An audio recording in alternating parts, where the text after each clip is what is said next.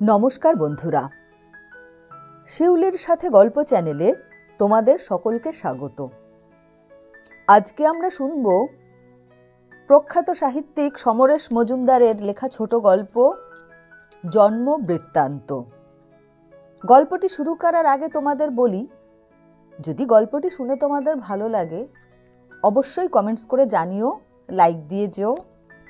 আর যদি চ্যানেলটা এখনো সাবস্ক্রাইব করা না হয়ে থাকে অবশ্যই সাবস্ক্রাইব করে দিও। শুরু করছি সমরেশ মজুমদারের লেখা ছোট গল্প জন্ম বৃত্তান্ত। একটু আস্তে হাঁটো। ঠিক আছে? ঠিক নেই, অত জোরে হাঁটা এই সময় ঠিক নয়। বরং চলো ওই বেঞ্চটায় বসি। না, ওখানে কে একজন বসে আছে, থাকুক, তাতে আমাদের কি এসে গেল।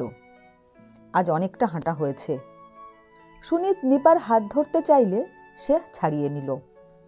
এখন রাস্তায় আলো জ্বলে গেছে, শীতের আকাশটা ময়লাটে, চারধারে একটা ধোঁয়াটে ভাব। সুনীত দেশবন্ধু পার্কের মাঝখানে যে ফিনফিনে অন্ধকার, সেখানে চোখ রাখল। শালা, উত্তর কলকাতায় বেড়ানোর জায়গা পর্যন্ত নেই। আমাদের গাড়ি থাকলে তোমায় গড়ের মাঠে কিংবা লেকে বেড়াতে নিয়ে যেতাম। থাক, আর আদিক্ষেতা করতে হবে না, নিপা চাপা গলায় বলল। আদিক্ষেতা? এটা আদিক্ষেতা হলো? ডাক্তার তোমাকে রোজ বেড়াতে বলেনি? ওসব ডাক্তাররা বলেই থাকে, তুমি এমন করছো যেন আর কারো। নিপা কথাটা শেষ করল না। ওরা বেঞ্চির কাছে এসে গিয়েছিল। একজন বৃদ্ধ বিহারী সেখানে বসে আছে দেখে সুনীত নিশ্চিন্ত হলো। এই সময় বেশিক্ষণ পা ঝুলিয়ে বসে থাকতে নিপার অসুবিধে হয়। সুনীত ঠিক করল 10 মিনিট বসেই বাড়ি ফিরবে। এখান থেকে ওদের ফ্ল্যাট বেশি দূরে নয়। 2 রুম ফ্ল্যাটের একটাই সুবিধে, সুন্দর দক্ষিণমুখ ব্যালকনি আছে। ইদানিং নিপা বিকেলে বেরোতেই চায় না। রাস্তার লোকেরা নাকি ড্যাব ড্যাব করে তাকিয়ে থাকে। সেটা অবশ্য সুনীতেরও চোখ এড়ায়নি। ভীষণ মেজাজ খারাপ হয়ে যায় তখন। কিন্তু কিছু করার নেই। মানুষ তার অতীত অথবা ভবিষ্যতের কথা খুব দ্রুত ভুলে যায়। এই সময় নিপার কাছে কারো থাকা উচিত। এখন অফিসে বসে খুব চিন্তা হয়।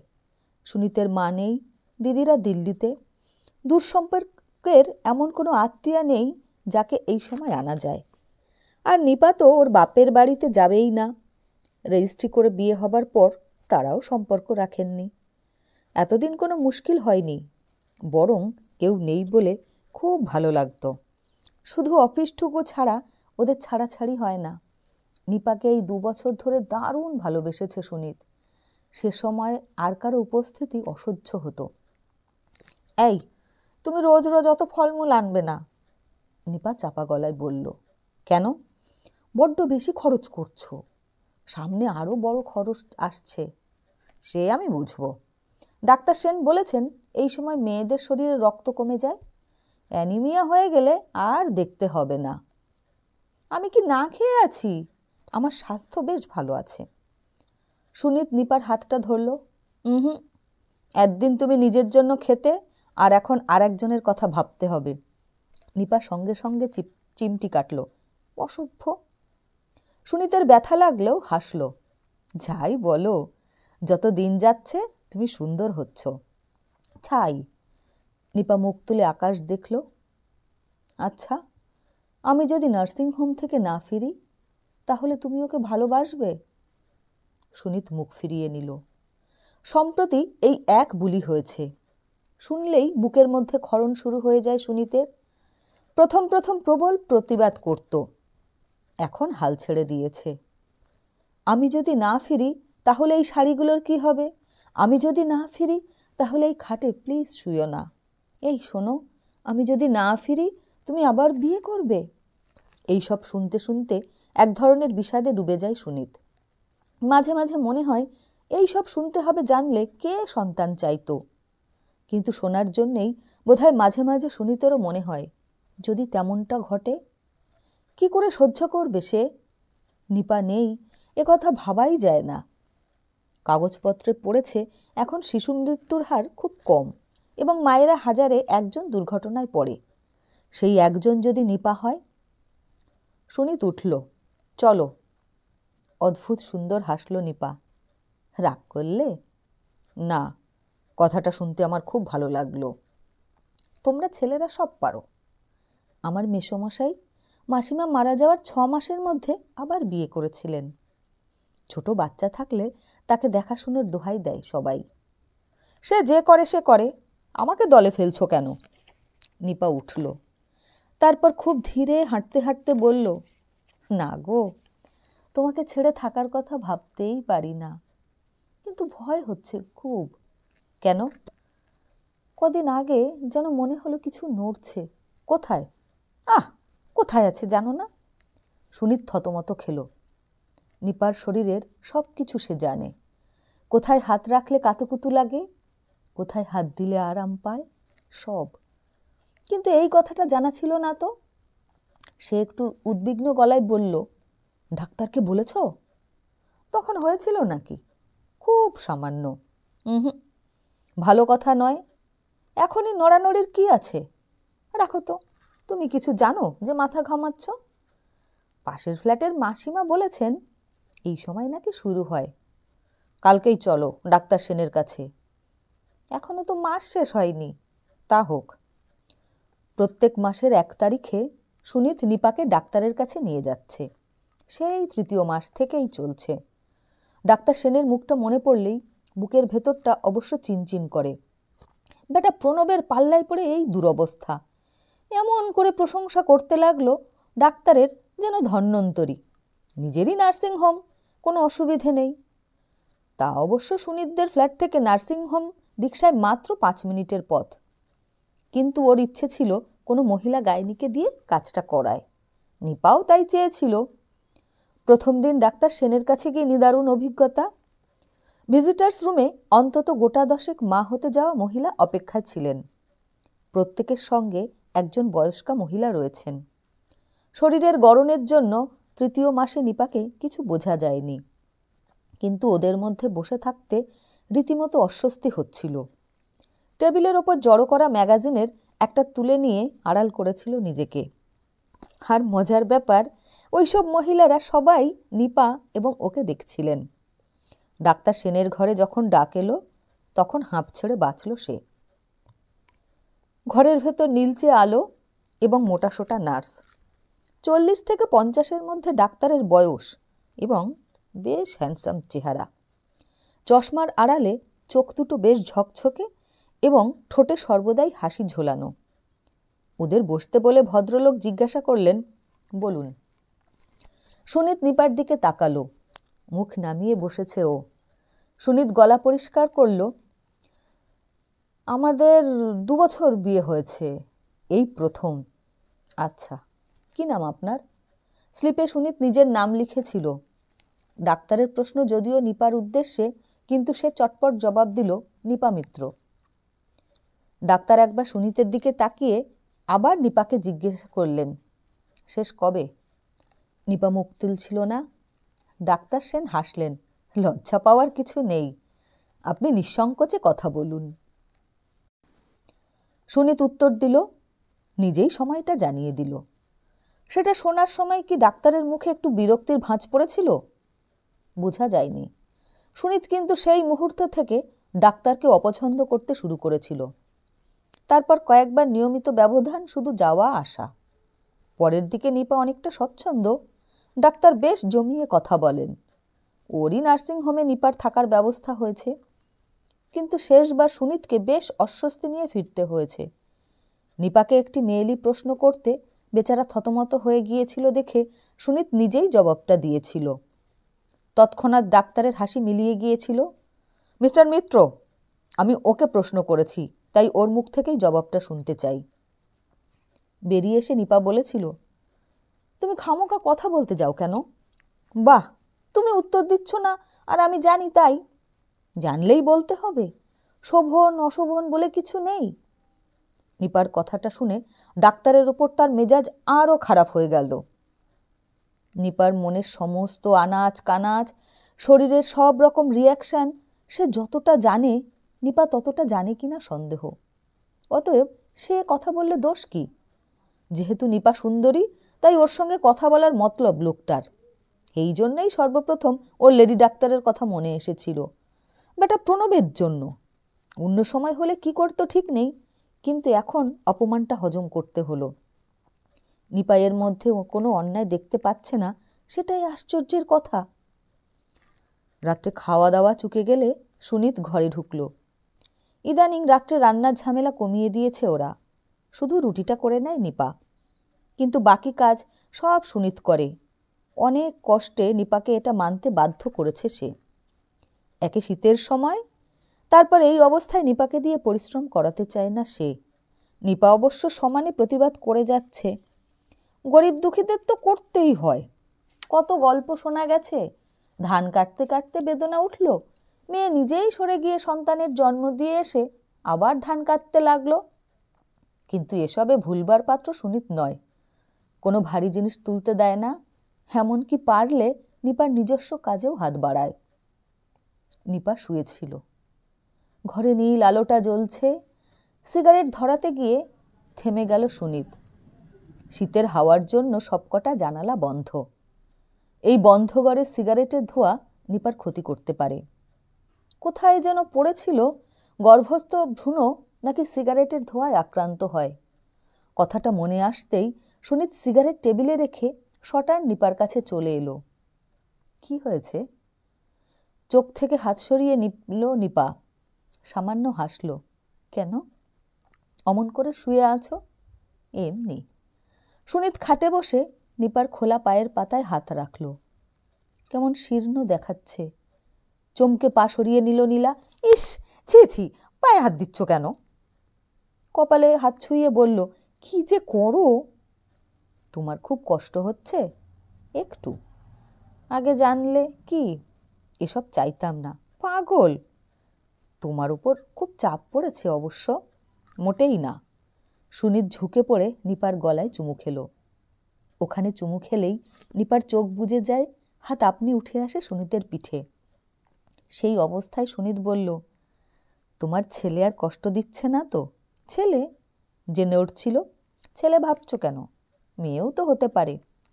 তুমি তো ছেলেই চেয়েছিলে। চাইলেই কি সব পাওয়া যায়? যায়।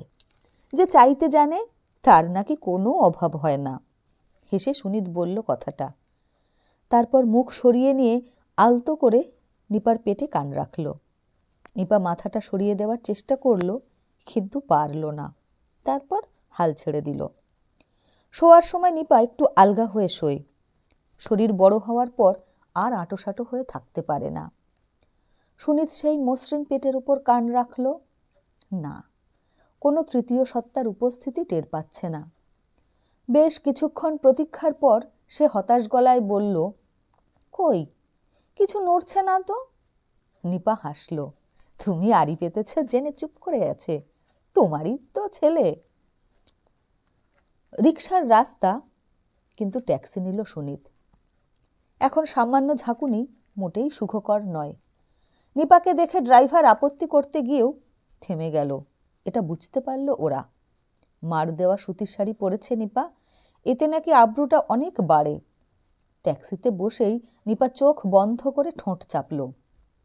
কি হলো? সুনীত ওর হাত চেপে ধরতেই নিপা হাসবার চেষ্টা করল। কিছু না। তারপর একটু বাদেই সহজ হলো। সুনীতের ব্যাপারটা ভালো লাগছিল না।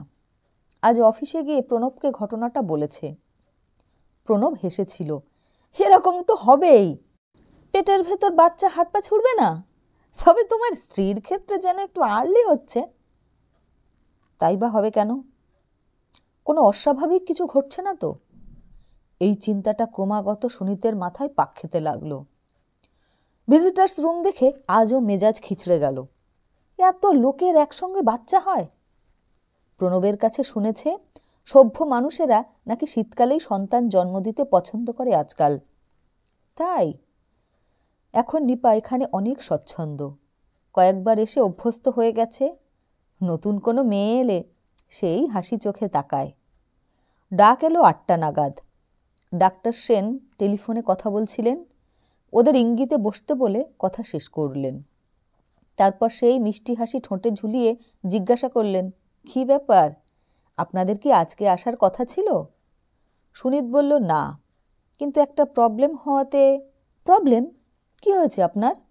ডাক্তারের কপালে ভাঁজ পড়ল। নিপা সুনীতের দিকে তাকালো। কিভাবে কথাটা বলবে বুঝে উঠছিল না বোধহয়। সুনীত বলল, পেইন ফিল করে, ভেতরে বোধহয় নড়ছে। ডাক্তার সেন কিছুক্ষণ সুনীতের দিকে তাকিয়ে হেসে ফেললেন। তারপর নিপাকে বললেন, হচ্ছে আপনার কষ্ট, আর আমি ওর মুখে শুনছি। সেই চালু কথাটা যেন না শুনি। আপনার পেইন উঠলে উনি আপনাকে জানিয়ে দেবেন। ভেতরে আসুন। ডাক্তারের চেয়ারের পেছনে আর একটা ঘরের দরজা। নিপাকে ইশারা করে তিনি ভেতরে চলে গেলেন। নার্সটি এবার ডাক্তারের অনুসরণ করল। নিপা ইতস্তত করছে দেখে নার্স বলল, কি হলো, চলে আসুন। নিপা উঠে দাঁড়াতে সুনীত তো উঠল। ভেতরে নিপার কি দরকার তা ওর বোধগম্য হচ্ছিল না। নিপার সঙ্গে দরজা পর্যন্ত যেতেই নার্স বলল, আরে আপনি আসছেন কোথায়, যান চেয়ারে বসে থাকুন। সুনীত দেখল ডাক্তার একটা পাতলা গ্লাভস পরছেন। ঘরের ভেতর ছোট্ট কিন্তু উঁচু খাট এবং জোরালো আলো রয়েছে। কথা বলতে গিয়েও সে ফিরে আসলো। নিপাকে ওই ঘরে একা ছেড়ে আসতে ওর খুব অস্বস্তি হচ্ছিল। সে চেয়ারে বসতেই নার্স ঘরের পর্দা টেনে দিল। সুনীত প্যাকেট থেকে একটা সিগারেট বের করে ধরালো। এই রকম ব্যবহার সে মোটেই আশা করেনি। স্বামী হিসেবে স্ত্রীর সঙ্গে থাকার তার সব সময় অধিকার আছে। কয়েকটা টান দেবার পর আচমকা নড়ে উঠল সুনীত। কানের পর্দায় এখনও নিপার তীক্ষ্ণ চিৎকারটা আছাড় খাচ্ছে। তড়াক করে সে উঠে দাঁড়ালো। কিছু একটা হয়েছে নিপার। সে কি ওই ঘরে যাবে? একটু দ্বিধা করে সে কান পাতল। না, আর কোনো শব্দ হচ্ছে না। কয়েক মুহূর্ত বাদেই পর্দাটা সরিয়ে নিপা বেরিয়ে এলো। মুখে রক্ত জমেছে, চোখের নিচের দিকে ফেরানো, হাঁটছে খুব কষ্টে, আড়ষ্ট পায়ে। শুনে দ্রুত এগিয়ে গিয়ে ওর হাত ধরল। নিপার হাত ঠান্ডা। খুব নার্ভাস হয়ে পড়লে ওর এমনটা হয়। সুনীত জিজ্ঞাসা করল, কি হয়েছে? নিপা মাথা নাড়ল। কিছু হয়নি। কিন্তু তুমি চিৎকার করলে কেন? চুপ করো। নিপার গলায় ধমক না অনুরোধ? এই সময় ডাক্তার তোয়ালেতে হাত মুছতে মুছতে বেরিয়ে এলেন। মুখে সেই হাসি যা দেখলে পিত্তি জ্বলে যায় সুনীতের। না, সব ঠিক আছে, ভয় পাওয়ার কিছু নেই। তবে মনে হচ্ছে আপনারা ডেট গোলমাল করেছেন। সুনীত বলল, না, মানে আমরা তো বেশ নিশ্চিন্ত। ডাক্তার সেন প্যাডে কিছু লিখতে লিখতে বললেন, আপনারা লাস্ট যেটাকে ধরছেন সেটা ফলস হতে পারে। আমি এই ওষুধগুলো লিখে দিলাম, আজ রাত থেকেই পারলে খাওয়াতে শুরু করুন। প্রেসক্রিপশনটা হাতে নিয়ে সামান্য দেখে সুনীত একটু নার্ভাস গলায় জিজ্ঞাসা করল, কি হয়েছে ওর? কিছু হয়নি। রক্ত দরকার শরীরের, মাথা ঘুরে বললেন, সেটাও। তবে মনে হলো ওর পেলভিস বোন ছোট আছে। সেক্ষেত্রে ডেলিভারির সময় আমাদের অপারেশনের জন্য প্রস্তুত থাকতে হবে। সিজার! প্রায় আর্তনাদ করে উঠল সুনীত। ডাক্তার বললেন, সে কি, আপনি অত নার্ভাস হচ্ছেন কেন? বিদেশে এখন মায়েরা নিজে থেকেই সিজার করাতে চান। নর্মাল ডেলিভারির চেয়ে ওটা কম কষ্টকর এবং ফিগার ঠিক থাকে। ঘাবড়াবার কিছু নেই। আমরা নর্মালের জন্য চেষ্টা করব প্রথমে। কিন্তু আপনি সিজার হতে পারে বলে সন্দেহ করছেন কি করে? সুনীত অনুভব করল ওর পা দুটো কেমন নিঃসার। ডাক্তার সেন এবার ধীরে ধীরে বুঝিয়ে দিলেন, কোনো কোনো ক্ষেত্রে অপারেশনের প্রয়োজন হয়। তবে সব কিছুই প্রয়োজনে ব্যবস্থা নেওয়া। প্রথমে ধরে নেওয়া হয় নর্মাল ডেলিভারি হবে। নির্দিষ্ট সময় পেরিয়ে গেলে তবেই ওই প্রশ্ন আসে। অতএব এখনই এই নিয়ে চিন্তা করবার কিচ্ছু নেই। প্রায় নিঃশব্দে বাইরে বেরিয়ে এলো সুনীত। সঙ্গে আড়ষ্ট নিপা। এই লোকটা ব্লাফ দিচ্ছে না তো? সুনীত শুনেছে অনেক নর্মাল ডেলিভারির কেসও নাকি ডাক্তাররা পয়সার লোভে সিজার করে থাকে। কথাটার সত্যাসত্য যাচাই করার পথ তার জানা নেই। এই ডাক্তার সেরকম কিছু করছে কি না কে বলতে পারে? ট্যাক্সিতে উঠেই সে জিজ্ঞাসা করল, তখন কি হয়েছিল?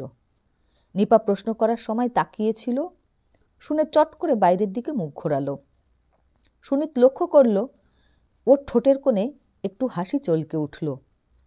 ওরকম আর্তচিৎকারের পরে এই হাসি আসে কি করে বুঝতে না পেরে সে খুব নরম গলায় জিজ্ঞাসা করল, এই কথা বলছো না কেন? নিপা মুখ ঘুরিয়েই বলল, জানি না, যাও। সুনীত খুব হতাশ হলো। আমি খুব ভয় পেয়েছিলাম। নিপা এবার সহজ হতে চেষ্টা করল। ইন্টারনাল পরীক্ষা করছিল, আমি একটু নার্ভাস হয়ে গিয়েছিলাম তাই। সঙ্গে সঙ্গে সুনীতের চোয়াল শক্ত হয়ে গেল। ইন্টারনাল পরীক্ষা? ওর চোখের সামনে ডাক্তারের গ্লাভস পরা হাত ভেসে উঠল। সে নিপার দিকে আবার তাকালো। আজ অবধি সে ছাড়া অন্য কোনো পুরুষ নিপার শরীরে হাত দেয়নি। আর ওই লোকটা তারই কাছ থেকে টাকা নিয়ে তার স্ত্রীর। মাথা ঘুরে গেল সুনীতের। বন্ধু বান্ধব কেউ বলেনি ডাক্তাররা এসব করে। কাউকে একথা জিজ্ঞাসাও করা যাবে না। হাসপাতালে যাদের বাচ্চা হয় তাদের নিশ্চয়ই এই রকম অভিজ্ঞতা হয় না। সুনীত ঠিক করল কোনো লেডি ডাক্তারকে টেলিফোন করে সরাসরি জিজ্ঞাসা করবে এটি অবশ্যই করণীয় কিনা। সে নিপার দিকে তাকালো। নিপার মুখ এখন অনেকটা স্বাভাবিক। আশ্চর্য, একটি সুশ্রী পরপুরুষ কিছুক্ষণ আগে এমন আচরণ করা সত্ত্বেও এমন স্বাভাবিকত্ব আসে কি করে? সুনীতের আগের সাক্ষাৎকারগুলোর কথা ভাবতে লাগলো। না, ডাক্তার এবং নিপার মধ্যে সামান্য গোলমাল সে দেখেনি। তাহলে নিপার সমস্ত শরীর, যা কিনা সুনীতের একেবারে নিজস্ব, তা অন্য মানুষের কাছে উন্মোচিত হওয়া সত্ত্বেও নিপা এমন নির্বিকার কেন? হ্যাঁ, তখন চিৎকার করেছিল বটে, আড়ষ্ট পায়ে লজ্জিত হয়ে হেঁটেও ছিল, কথাও বলতে পারেনি বেশ কিছুক্ষণ। ব্যাস, তারপর তো যে কে সেই। বাড়ি ফিরে সুনীত প্রথম কথা বলল, শোনো, এই ডাক্তারকে আমার ভালো লাগছে না। নিপা জামা কাপড় ছাড়বে বলে এগোচ্ছিল, থেমে গেল। কেন? মনে হচ্ছে গোলমাল আছে। তুমি পাশের ফ্ল্যাটের মাসিমাকে জিজ্ঞাসা করো তো এই সময় ইন্টারন্যাশনাল এক্সামিনেশন করে কিনা। সুনীত চেয়ারে বসে ব্যালকনির দিকে মুখ করে কথাটা বলল। নিপা হেসে ফেলল। কি পাগলের মতো ছাতা বকছ? সুনীত কঠিন গলায় বলল, তুমি এতে খুশি হতে পারো, কিন্তু আমার কষ্ট হচ্ছে। কি বললে? নিপার গলা তীক্ষ্ণ হলো। একটা লোক তোমার শরীরের ভেতরে হাত দিচ্ছে অথচ তোমার কোনো রিয়াকশন নেই, তাজ্জব ব্যাপার। সুনীত ঝাঁঝিয়ে উঠল। ছি ছি, তোমার মন এত নীচ? নিপা কাঁপছিল। ডাক্তারি শাস্ত্রের কিছু জানো তুমি? এই সময় ওই রকম পরীক্ষা করাটা নিয়ম, তাতে পরে বিপদে পড়তে হয় না।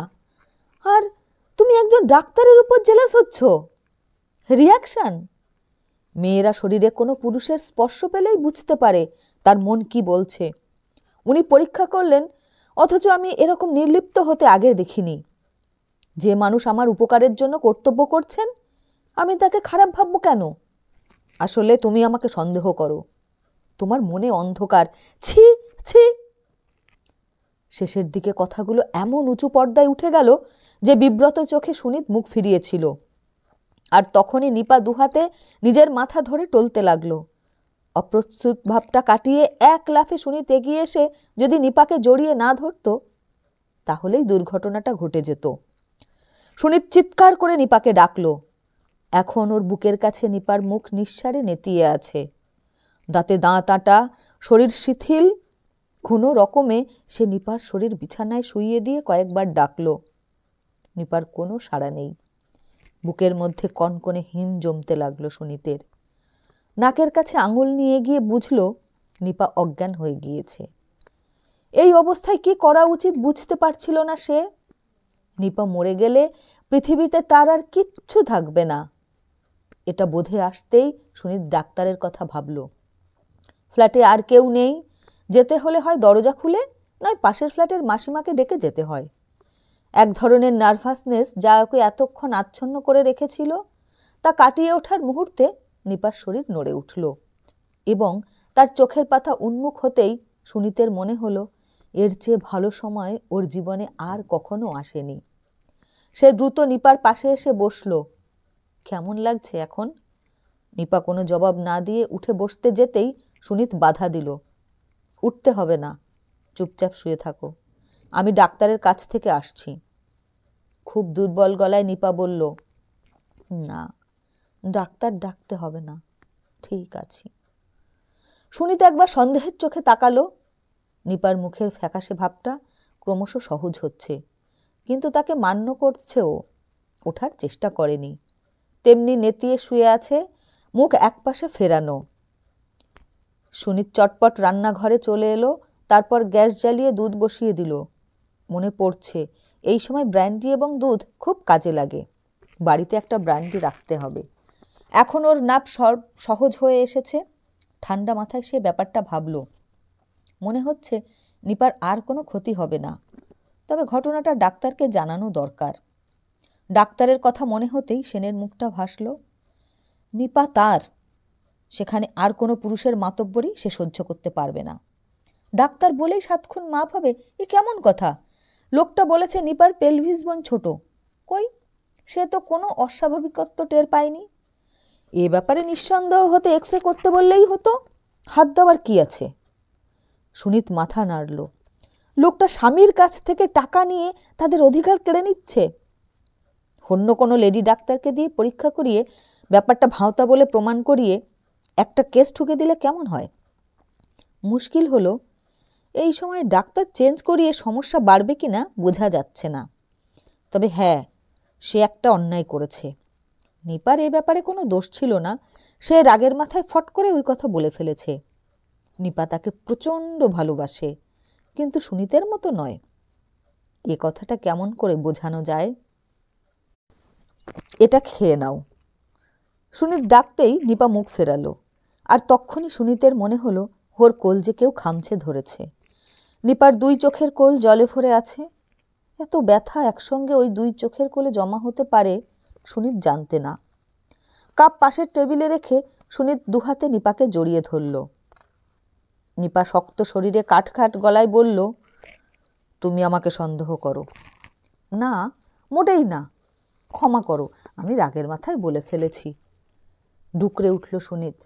সে যেন বলতে চাইছিল এই মুহূর্তে যে কোনো শাস্তি তার অপরাধের জন্য নিতে রাজি আছে। তাহলে ওই কথা বললে কেন? আমি ছাড়া কেউ তোমাকে জানুক আমি সইতে পারি না। তুমি আমার সব জানো। নিপার গলার স্বর এখন একদম অচেনা। জানি। পাগল, কেউ কারো সবটা জানতে পারে? নিপা হাসল। ওসব তত্ত্বের কথা।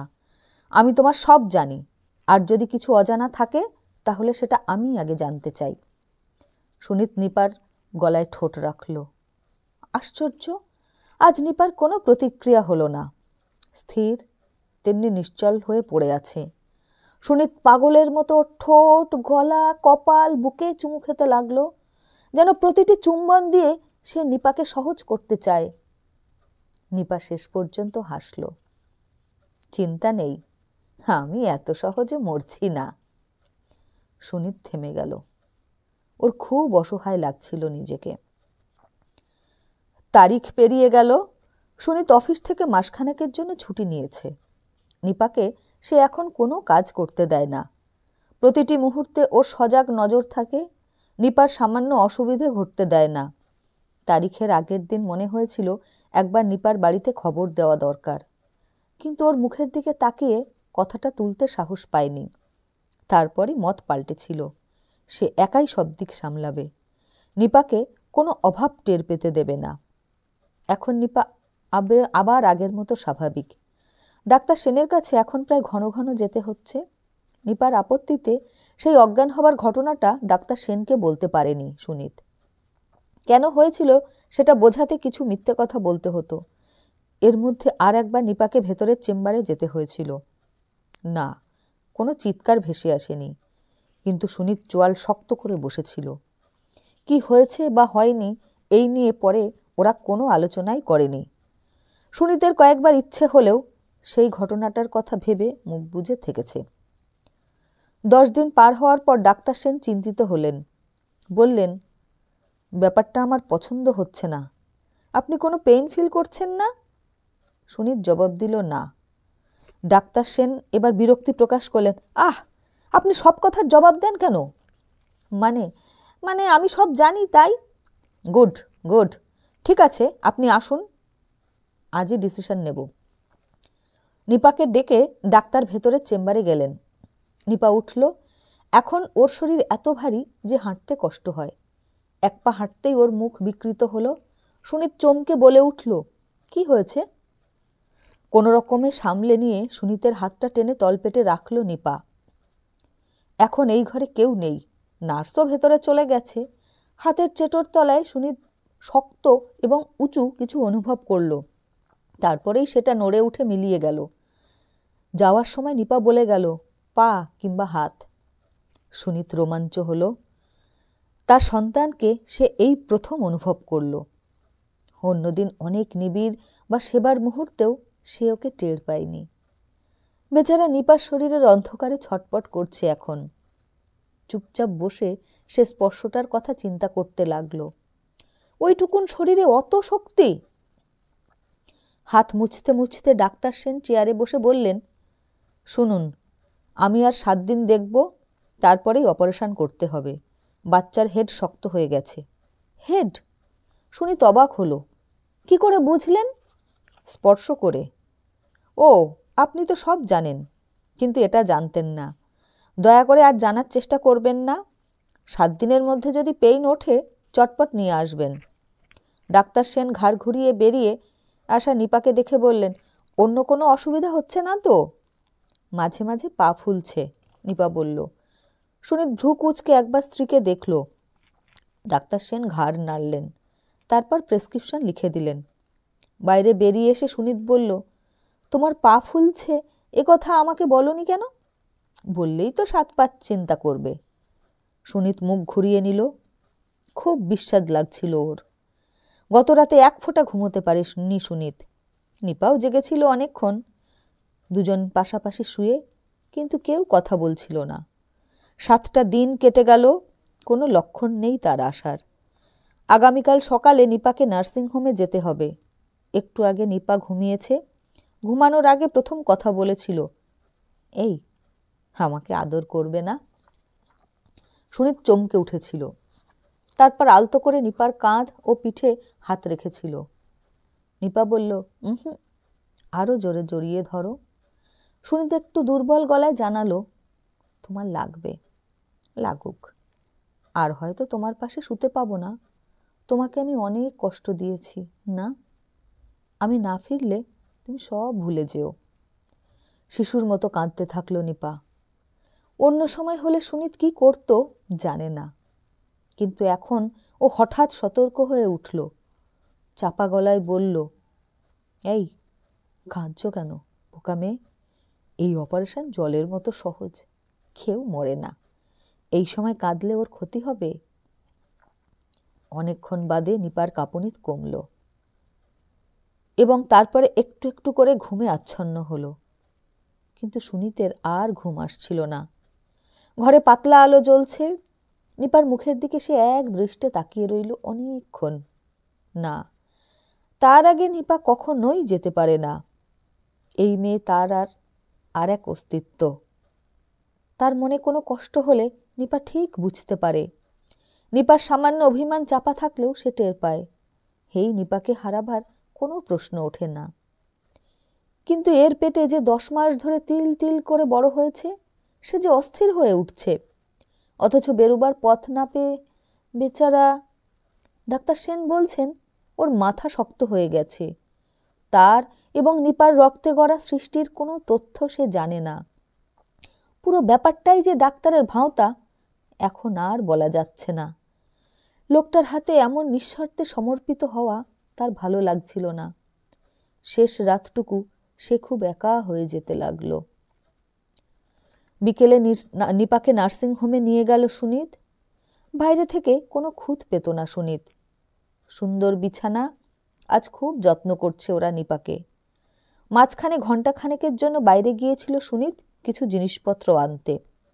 ফিরে এসে দেখল নিপা মুখ ঢেকে শুয়ে আছে। সুনীত জিজ্ঞাসা করল, কি হয়েছে? নিপা লজ্জা লজ্জা চোখে তাকালো। যাচ্ছে তাই, নার্সটা খুব অসভ্য। কেন, কি করেছে? সুনীত বুঝতে পারছিল না। তোমার শুনে কাজ নেই। আমাকে পরিষ্কার করতে এসে বলল, দেখুন, এটা কি ন্যায় বিচার হলো? তেনারা ফুর্তি করবেন আর আমাদের এই কষ্ট সহ্য করতে হবে? তা ভাই, আপনার কর্তাটিকে বলবেন ছেলে হলে নাম রাখতে হবে অভিমন্যু। সুনীত ঠোঁট কুঁচকাল। নার্সের এইসব কথা তার পছন্দ নয়। তবু বলল, কেন? সহজে এসেছিল, কিন্তু বেরুবার সামর্থ্য নেই বলে হাসল নিপা। সুনীতের কি হলো সে নিজেই জানে না। হঠাৎ হাঁটু গেড়ে বসে নিপাকে জড়িয়ে ধরে ওর বুকে মুখ রেখে স্থির হয়ে রইল। নিপার হৃদস্পন্দন শুনতে পাচ্ছে সে। আর একটু নিচে কান পাতলে আরেকটি হৃদযন্ত্রের আওয়াজ শোনা যাবে। ওরা এখন 3 জন, অথচ পিতা এবং স্বামী হিসেবে সে কিছুই করতে পারছে না। পুতুলের মতো তাকে তাকিয়ে থাকতে হচ্ছে। সেই রাত্রে একা একা এই ফ্ল্যাটে কিন্তু আশ্চর্যজনকভাবে সে ঘুমিয়ে পড়ল। বিয়ের পর প্রথমে দুজনে এখানে এসেছিল। একটি রাত্রের জন্য কেউ কাউকে ছেড়ে থাকেনি। রাত্রে ফিরে সুনীতের অসহ্য লাগছিল, অথচ কখন যে ঘুম এলো জানে না। শুধু স্বপ্নটা তাকে ধর্মর করে জাগিয়ে দিল। সুনীতের গলা শুকিয়ে কাঠ, দম বন্ধ হবার জোগাড়। চোখের সামনে এখনো ছেলেটার মুখ দেখতে পাচ্ছে। বাবা, তুমি মাকে ভালোবাসতে? হ্যাঁ বাবা। আমাকে ভালোবাসো? হ্যাঁ বাবা। আমি যখন অন্ধকারে ছিলাম আর খুব কষ্ট পাচ্ছিলাম, মা যখন আমার শরীরে নিয়ে খুব যন্ত্রণা পাচ্ছিল, তখন তুমি কি করছিলে? কিছু না বাবা। কেন? আমার ক্ষমতা ছিল না। অন্য কেউ কাজ করবে আর তুমি ফলের জন্য অপেক্ষা করবে, তাই নিয়ম বাবা। তাহলে আমি তোমাকে বাবা বলবো কেন? তুমি কি করেছো? দয়া করো, দয়া করো। মুখ ভর্তি ঘাম, অথচ সারা শরীর ঠান্ডা। সুনীত কথাটা আবৃত্তি করল, দয়া করো, দয়া করো। তারপরেই তার হুঁশ এলো। উঠে 1 গ্লাস জল খেয়ে চারপাশে তাকালো। ওই কোণের বাক্সটা নিপা কিছুদিন আগে কিনেছে। ওতে কি রাখা আছে প্রশ্ন করেনি সুনীত, কিন্তু সে জানে। কয়েকটা সুন্দর কাঁথা, কয়েকটা শিশুদের জামা, ইজের। নিপার সংগ্রহ করে রাখা, যাতে এসেই বিপদে না পড়তে হয়। মা তার সন্তানের আগামীকালের কথা ভেবেছে। বাবা হয়েছে বলে তার কোনো করণীয় নেই, কিন্তু স্বপ্নটা যে চোখের মধ্যে আঙুল তুলে দিয়েছে। নিপাকে যখন ওটিতে নিয়ে যাওয়া হলো, সুনীত তখন সেখানে দাঁড়িয়ে। মাথাটা একদিকে কাত হয়ে আছে, চোখ বন্ধ। সুনীত দ্রুত পায়ে এগিয়ে গেল ডাক্তার সেনের দিকে। ডাক্তারের গায়ে এখন সাদা অ্যাপ্রন। সুনীতকে দেখে সেই মিষ্টি হাসলেন। দুশ্চিন্তা করবেন না, সব ঠিকঠাক যদি চলে তাহলে আধ ঘন্টার বেশি সময় লাগবে না। উনি ফিরে দাঁড়ালেন। ডাক্তারবাবু, সুনীত ডাকল। বলুন। আমি ভেতরে যাব। হোয়াট? আমি অপারেশনের সময় থাকব। মানে? আমাকে ওর দরকার হতে পারে। No, never. সুনীত জেদের গলায় বলল, আমি যেতে চাই, আমি আমার সন্তানকে দেখতে চাই। ডাক্তার সেন কিছুটা হতভম্ব। দেখবেন, আমি ডেকে দেখাবো। ও যেখানে আছে সেই জায়গাটা দেখতে চাই। ওয়াই? আজ না দেখলে কোনো দিনই দেখা হবে না। আমি আমার সন্তানের জন্মের সাক্ষী থাকতে চাই। No, it's not possible. আমি আপনাকে অনুমতি দিতে পারি না। এরকম অদ্ভুত অনুরোধ জীবনে শুনিনি। ডাক্তার চট করে ভেতরে ঢুকে যেতেই দরজা বন্ধ হয়ে গেল। সুনীত বন্ধ দরজার গায়ে হাত রেখে কিছুক্ষণ দাঁড়িয়ে রইল। ওর সমস্ত শরীর এখন ঝিমঝিমে ভাব। এখন নিপার শরীর কাটবে ওরা। ওর পেটের ভেতর অজস্র আবরণের আড়াল থেকে শিশুটিকে বের করে আনবে, দিয়ে জুড়ে দেবে নিপাকে। একটা সেলাইয়ের দাগ সাক্ষী হয়ে থাকবে এই ঘটনার। অথচ সে পিতা হয়েও জানতে পারবে না তার সন্তানের আবাস কীরকম ছিল। সে স্বামী হয়েও নিপার শরীরের অভ্যন্তরের খবর পাবে না। শুধু উদ্বেগ এবং অস্থিরতা নিয়ে তাকে এখন অপেক্ষা করতে হবে। আশরীর ভালোবাসা এবং আবেগ নিয়ে সুনীত তাকিয়েছিল কাচের ঘরটার দিকে। তার এখন কিছুই করার নেই। ডাক্তার সেনের ওপর এই মুহূর্তে তার কোনো ঈর্ষা নেই। ওর মনে হচ্ছিল পৃথিবীর যে কোনো সৃষ্টির কৃতিত্বর পেছনে পিতার কোনো কৃতিত্ব নেই। এমনকি কোন রাত্রের আনন্দের ফলে এই সন্তান আসছে তাও সে জানে না। সন্তানেরা নিজেরাই মাতৃ শরীর থেকে শক্তি সংগ্রহ করে, এবং আগামীকালের পথে পা বাড়ায়। আমরা খামোখা পিতৃত্বের দাবি বা বড়াই করি, আর এইখানেই নিপার কাছে হেরে গেল সে। আজ অবধি সব ব্যাপারে নিপা সমান সমান ছিল, এখন নিপা অনেক এগিয়ে গেল। আধ ঘন্টা কখন কেটে গেছে জানে না সুনীত। একটি লাল রং চোখের সামনে ফুটতেই সে সজাগ হলো। ডাক্তার সেন দাঁড়িয়ে আছেন, ওর সমস্ত শরীরে রক্তের দাগ, মুখে হাসি। ডাক্তার সেন বললেন, অভিনন্দন জানাচ্ছি, আপনি বাবা হয়েছেন। সুনীত তখন রক্ত দেখছিল, নিপার রক্ত, এবং এই প্রথম লোকটাকে সুন্দর লাগছিল ওর, ঈশ্বরের মতো সুন্দর। ও হেসে ফেলল। ঈশ্বরকে ঈর্ষা করা যায় না। ডাক্তার সেন বললেন, খুশি তো, আপনার মেয়ে হয়েছে। সুনীত আবার হাসল। ডাক্তার সেন বললেন, আপনার স্ত্রী ভালো আছেন, একটু বাদেই সেন্স ফিরে আসবে, তখন কথা বলবেন, তবে 1 মিনিটের জন্যে। সুনীত আবার হাসল। ডাক্তার সেনের যেন অস্বস্তি হলো। বললেন, আপনি আমার সঙ্গে আসুন। ওপাশের একটি বন্ধ ঘরের দরজা ঠেলে সুনীতকে নিয়ে তিনি ঢুকলেন। ছোট্ট একটা কটের সামনে দাঁড়ালো ওরা। ডাক্তার সেন সুনীতের দিকে তাকালেন। কটের ভেতরে তোয়ালে জড়ানো ছোট্ট শরীর, মাথাটি বেরিয়ে আছে, মাথা ভর্তি কোকড়া চুল। মুষ্টিবদ্ধ 2 হাত হঠাৎ উত্তোলিত হলো। লাল টুকটুকে মুখে প্রতিবাদের ভাঁজ। সুনীত ঝুঁকে পড়ল। কুচকুচে কালো চোখ দুটো এবার ঢেকে গেল এবং সজোরে একটা কান্না আছড়ে পড়ল সুনীতের ওপর। সুনীত সোজা হয়ে দাঁড়ালো। ডাক্তার সেন বললেন, নতুন পরিবেশে যতক্ষণ খাপ না খাওয়াতে পারবে ততক্ষণ এইভাবেই প্রতিবাদ করবে ওরা। সুনীত আবার হাসল। মনে মনে সে বলল, ঈশ্বর, কোনো দিন যেন ও খাপ খাওয়াতে না পারে। নমস্কার।